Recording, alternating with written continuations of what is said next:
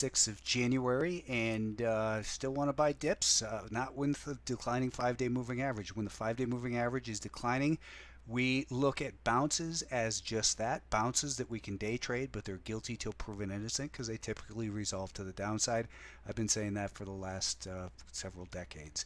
The S&P 500 is right down to the volume weighted average price from the beginning of the week and where we gapped lower, trying to find some stability there. It's very uncertain if this will in fact hold, but it's also encouraging that it stopped there. I mean, it is a logical level. On the daily time frame, we're still holding above this volume weighted average price from the January 2021 low, and it remains a level of interest where we're looking for stability, but so far the stability still isn't there. We have the declining 5-day moving average, and it will continue to decline tomorrow unless we're above this level. This is where we were 5 days ago. This data gets averaged out with new data tomorrow, so it's highly likely we remain below a declining 5-day moving average, or at least the 5-day moving average will continue to decline. Maybe we get back above it, but we've got this volume weighted average price from the gap on the 12th that we have been finding supply at. That's this volume weighted average price right here, and we're below the volume weighted average price from the beginning of the year. We're also, of course, below the declining 20 and 50-day moving average, so it remains guilty till proven innocent. We can look for places for short-term bounces, but the path of least resistance is lower. There's still a lot of stocks set up for great short sales. The Nasdaq closed below its volume weighted average price for the beginning of the week, and we've got this little horizontal band of what's been near-term support. It's not very strong because we don't have a lot of trading history in there, and of course when we look at the daily time frame, what we want to see is this. We're still stuck below last year's volume weighted average price.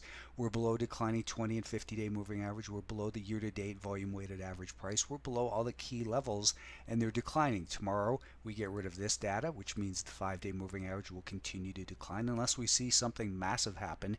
Maybe it's going to be Tesla earnings. I doubt it. That's not likely to save the market. Each individual stock is also has its own unique risks right now because of earnings, and to take shots in front of them doesn't make sense. Just like it didn't make sense to take a long shot in front of the Federal Reserve today, especially when we always ask ourselves when we're looking to enter, if you were looking to buy today, where has it come from? It just came from 335 up to 355. So about an 8% rally in the course of a couple days. Where did it have the potential to go before it was likely to find resistance? The declining 5-day moving average. And we had a big catalyst, which didn't end up being a catalyst to the downside. The Russell 2000 continues to be weak.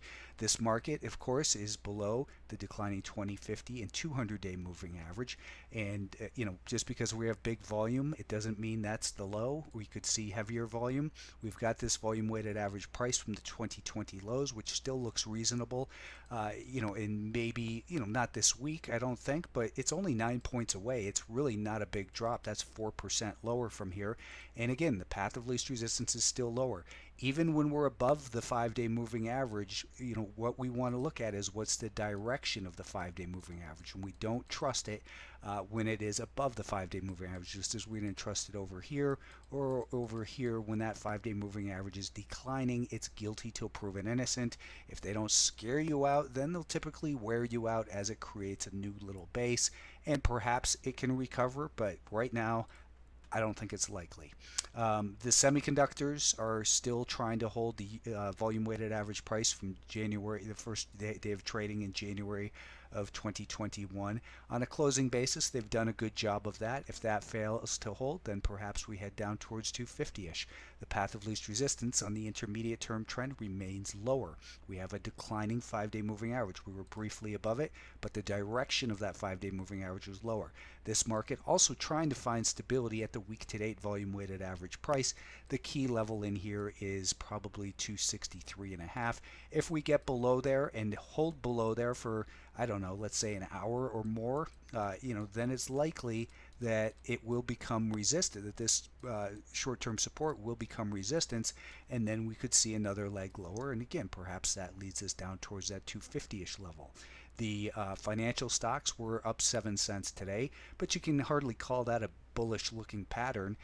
We are right at the volume weighted average price from this prior low. We're below a declining 20, that's that blue one, and declining 50-day moving average. The market, as we know, had run up in front of earnings and then sold off as earnings were reported.